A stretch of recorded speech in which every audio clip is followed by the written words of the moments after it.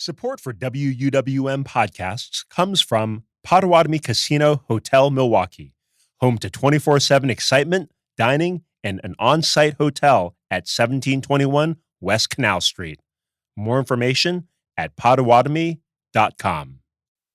You're listening to Lake Effect Spotlight from WUWM, Milwaukee's NPR station. Here's one of our favorite conversations about the people, places, and organizations that shape Milwaukee.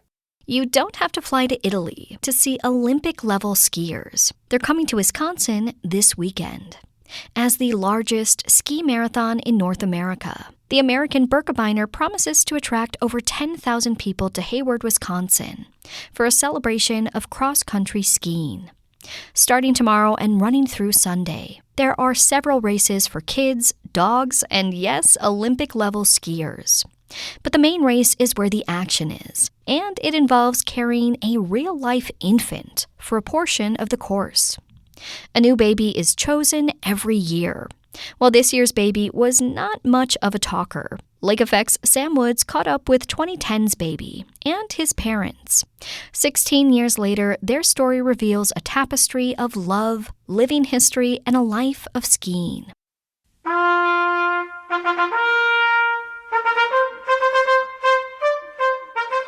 Hear ye, our prince has arrived. Hi, I'm Carl Nelson, and I was Prince Håkon when I was 1 year old. Technically, Carl was not born into royalty, but chosen through an essay contest. And technically, Carl was more of an actor, playing the role of a Norwegian prince that was born over 800 years ago. And technically, over a dozen princes have played the same role since, strapped to a parent's back or pulled on a sled as they complete a cross-country race in classic Norwegian costume to the cheers of thousands. No, this is not the Olympics in Milan. This is the American Birkebeiner in Hayward, Wisconsin. And this is the story of how Carl became a prince, how his parents fell in love while on skis, and how a story of medieval survival became the biggest cross-country ski marathon in North America.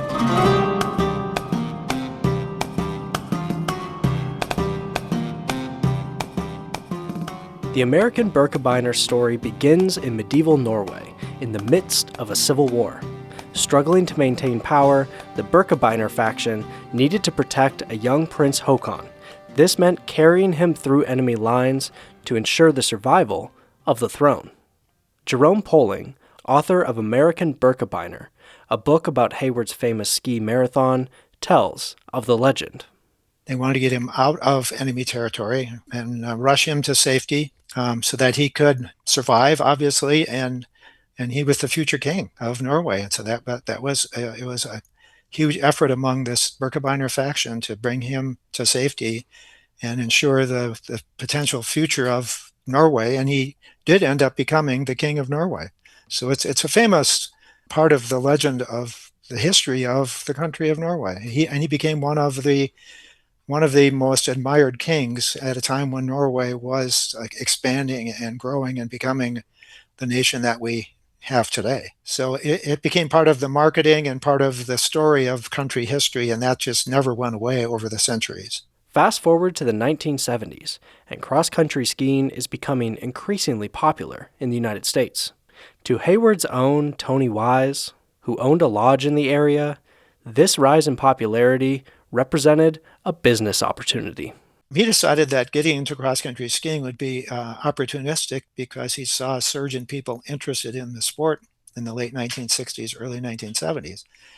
So he built some new cross-country trails around his Telemark Lodge in 1972, and he was encouraged by a number of people to start a race. And he didn't just start a race, which could have been, a short 10-kilometer loop around his lodge. Tony Wise was a visionary entrepreneur who always had big ideas and really went all in on everything that he loved. And he saw the sport taking off, so he wanted to create a race that was going to have impact.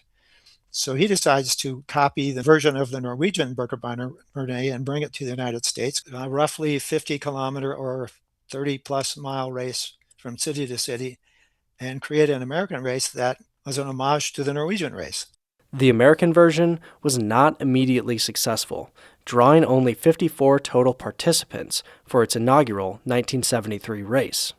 Though skiing would continue to grow in popularity over the ensuing decades, Wise's Lodge faced stiff competition from the more dramatic downhill skiing options out west. About a decade after founding the Birkie, Wise would file for bankruptcy, and stewardship of the race was placed with the American Birkebeiner Ski Foundation, who runs it today. But time would show that if you build it, they will ski. So all of these people from 45 plus states, 20 to 25 countries come to ski the Birkie every year. And it's 4 or 5 days of just celebrating snow and winter and a lifestyle sport. You know, most of the skiers that are there are just average people who just want to get in and ski a long distance and have the thrill of finishing on Main Street in Hayward to the cheers of thousands. But you also have Olympic level skiers that are maybe former Olympians, young skiers maybe on their way to the Olympics, who are leading the pack on the race from Cable to Hayward, and they ski 30 plus miles in a little over 2 hours. It's amazing how fast they can go cruising through these hills. The race has become the largest ski marathon in North America, and the pageantry of its finish line enough to impress even those who have tasted Olympic glory. Elite level skiers have said they've skied in the Olympics, they've skied in other major marathons in Europe, and they said that to them is the best finish in all of cross-country skiing in the world. It's sort of this homecoming, this Olympic moment for everybody who makes it to the finish line.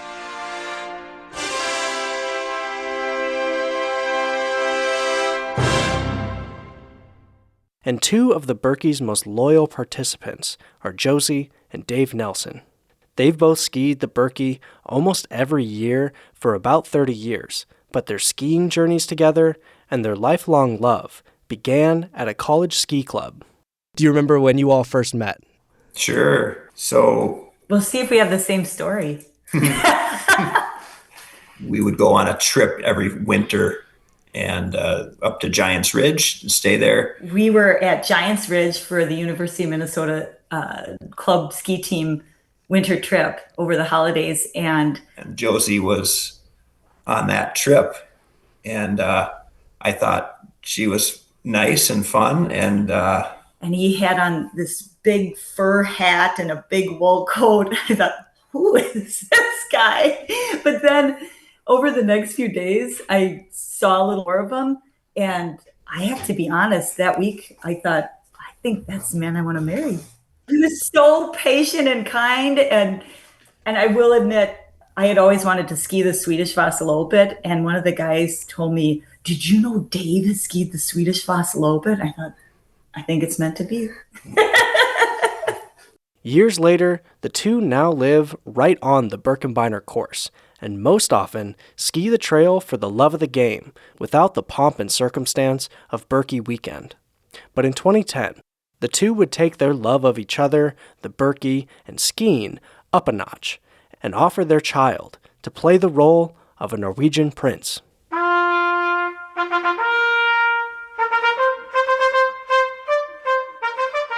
Every year, a new child is chosen to play the role of Prince Håkon, and others chosen to play the role of Inga, Håkon's mother, and the warriors who smuggled the child to safety. The warriors carry a baby doll for most of the race, but on the final leg, they exchange the doll for a real infant. In 1200s Norway, Prince Håkon was chosen at birth, ordained into legend through the trials of a civil war. The warriors who carried the baby Håkon were chosen by circumstance, and his mother Inga chosen by destiny. In 2010 Wisconsin, Prince Håkon, Inga, and the warriors were chosen by an essay contest. My husband David had to miss one of the big ski races last year due to a coaching commitment. No, he wasn't coaching junior skiers in their quest for Olympic glory. He was coaching me through the labor and delivery of our first child. The story of the Birkebeiner warriors is a great adventure tale that conjures up powerful thoughts and feelings about what it must have been like for Torstein and Schervald to ski with the Crown Prince of Norway through a heavy storm. But it required more than adventurous spirit for the warriors to rescue a baby. It required gentle compassion and love, something I can only begin to appreciate now that I have a baby boy of my own. I was struck by Inga's courage in trusting her beloved son to the men without knowing if she would see him again. It would be an honor to reenact This essay was a winner, so the royal family got to training, taking Carl on longer and longer trips to test his endurance. By race day, they were ready to make a daring decision, similar to how Inga decided to trust her baby to friendly warriors over 800 years ago.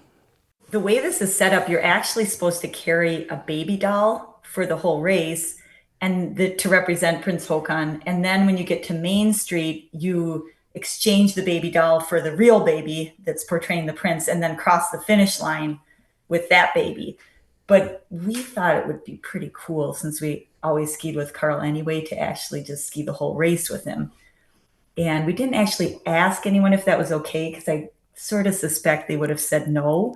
But we wouldn't have done it if we thought that there was any concern for his safety. We made sure that it was a day that seemed really good conditions. It wasn't too cold, it wasn't icy, and there's nobody I would trust more to carry my baby. And Carl, our prince, knew his role. I was a very friendly baby, so as I would walk around and I'd wave at people and I'd go shake people's hands, and I think that was a big part of it too. Is he lived it up. Whether our prince becomes a king who unites warring factions to bring Norway into its modern form remains to be seen. But 16 years later, Carl is following in his parents' footsteps. He's already a champion cross-country skier, recently winning the Sealy Hills Classic. And soon, he will return to the race that made him famous. And next year will be my first year being able to be old enough to do the Birkie. And yeah, it's so much fun ski racing and just skiing for fun as well. But whatever glory might come from his speed on skis, residents of Hayward will know him by a name 800 years in the making. I mean, I get recognized by a lot of people who will be like, "Oh, you're Prince Haakon," and I don't know who they are, but they all seem to recognize me. So That's true for sure. it's very, I think most skiers will know that I was Prince Haakon.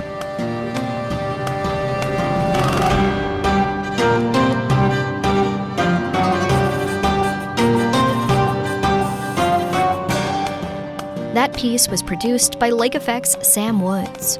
The American Birkebeiner starts tomorrow and continues through the weekend. Lake Effect is a daily talk show on WUWM, Milwaukee's local NPR station. It's a show where we share the stories about the people, places, and organizations that shape the city. If you enjoyed this episode of Lake Effect Spotlight, subscribe to the podcast. You can find all of Lake Effect's conversations at wuwm.com/Lake Effect, and we're on the radio Monday through Friday at noon on 89.7. This is Tanya Mosley, co-host of Fresh Air. You'll see your favorite actors, directors, and comedians on late-night TV shows or YouTube. But what you get with Fresh Air is a deep dive. Spend some quality time with people like Billie Eilish, Questlove, Ariana Grande, Stephen Colbert, and so many more. We ask questions you won't hear asked anywhere else. Listen to the Fresh Air podcast from NPR and WHYY.